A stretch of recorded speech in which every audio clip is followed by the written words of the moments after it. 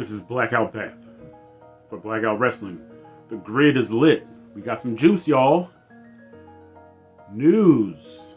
I'm sure the entire world is aware of the shot heard around the world. No, it's not a reference to JFK in 1963 in Dallas, Texas in a motorcade, but it's a betrayal. Last Saturday, March 1st, Elimination Chamber took place in Toronto, Canada. The 6 participants in the men's Elimination Chamber consisted of Logan Paul, Damian Priest, Seth Rollins, Drew McIntyre, CM Punk, and John Cena. And guess what? The final 2 participants were CM Punk and John Cena. They were going neck for neck. They were kicking out of each other's finishers. CM Punk took a AA. Cena took a GTS. And CM Punk was really Super Punk. I mean, everybody was saying, oh, here comes Super Cena. But it was really Super Punk because he took Seth Rollins' finisher. He took a curb stomp. He took a pedigree. Did he take the frog splash from Logan Paul? I don't remember. But he took several AAs. And CM Punk was just showing his resilience. And they really booked this match well. You really thought CM Punk had a chance to win it. Now, not to blow my own horn or to pat myself in the back.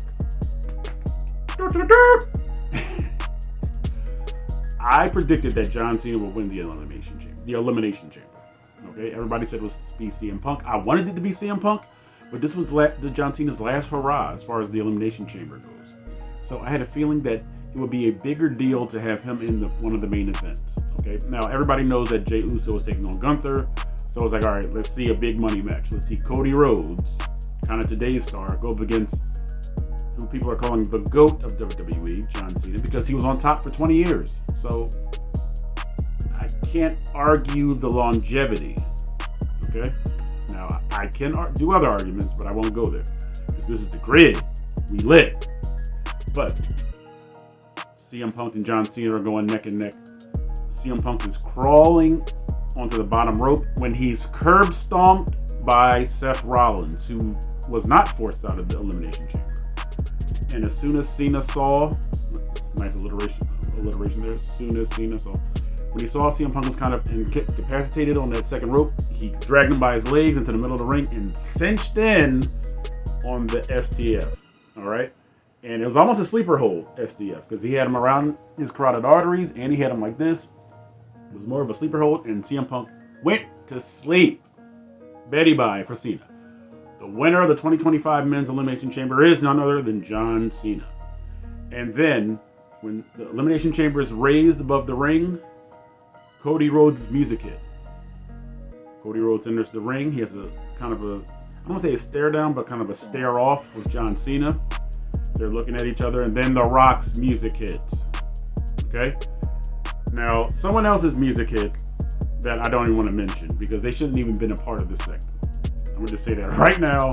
Travis Scott was a waste. He should have been the invisible woman in this scenario. He should have just vanished. He should not have been a part of it.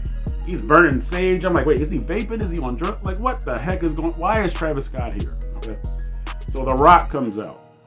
The final boss. He's in all black instead of white. He has these bell bottoms on that look ridiculous. But anyway, he's in all black.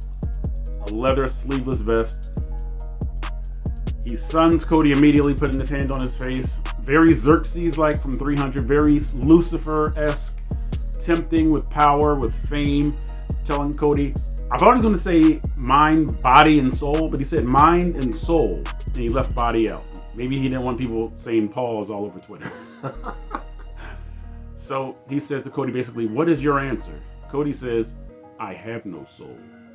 And then the crowd kind of gets a little wary. They're like, what is he talking about? And Cena says, not Cena. Cody Rhodes says, I gave my soul to this ring and to these people a long time ago. And The Rock is just watching. The Rock's not making any errant moves or anything. He's just watching from the corner while Travis Scott and Cena are still in the ring. Then he says, Rock, go Flintstone yourself, and it is not censored. The crowd erupted at the usage of the F word. Cena's behind him just going like, oh man, he told you off, and all this other good stuff. And The Rock is not making any motions or gestures. He's motionless. Now, if you know The Rock in the Attitude Era, this guy would be walking, pacing back and forth like Darth Maul and Duel of the Fates. But The The Rock is just standing there, almost stoic. You see a little bit of emoting when, Cody says, go Flintstone yourself. And then Cena goes up to Cody, gives him a handshake. Like, he hugs him, smiling. And Cena's face is facing The Rock. And Cena's face goes blank. It drops immediately. He's like hugging Cody Rhodes, smiling. He's like... Now, while I'm watching this, I'm like, all right, so Cena's sort of saying F you to The Rock. All right? That was what the AA was originally called, the F you. Okay? So then The Rock does this. And I'm like, okay, so he's threatening Cena. Then Cena separates himself from Cody Rhodes and bang! Shot to the private parts. Low blow on Cody Rhodes.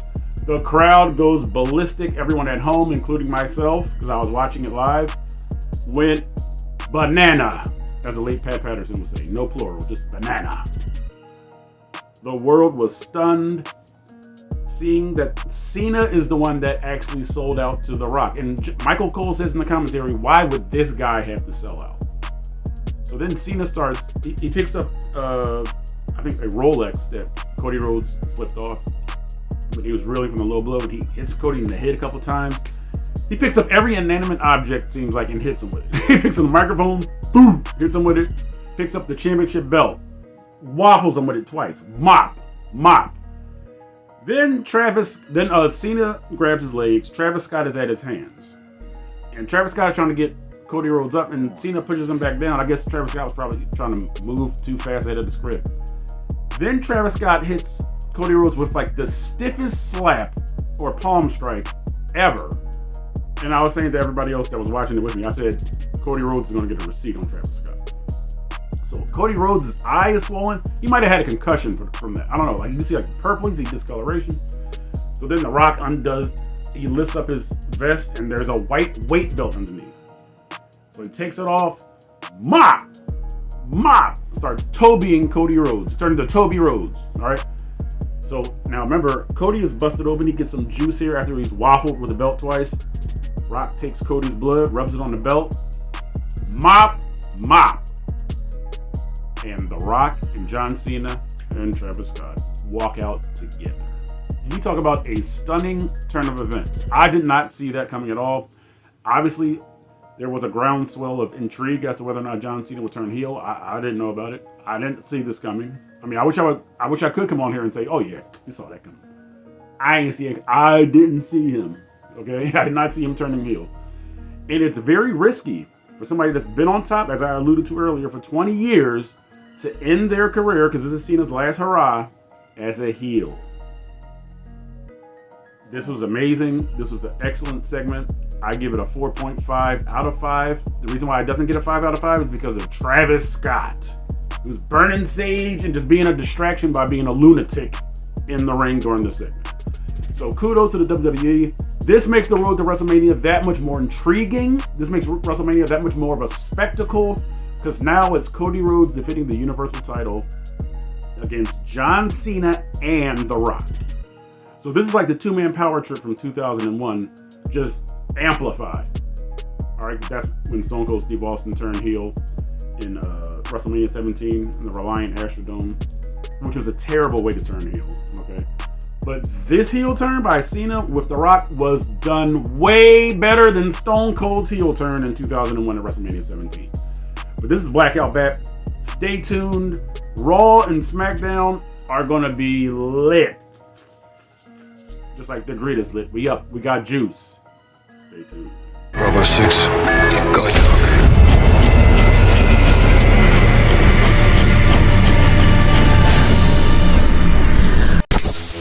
Blackout.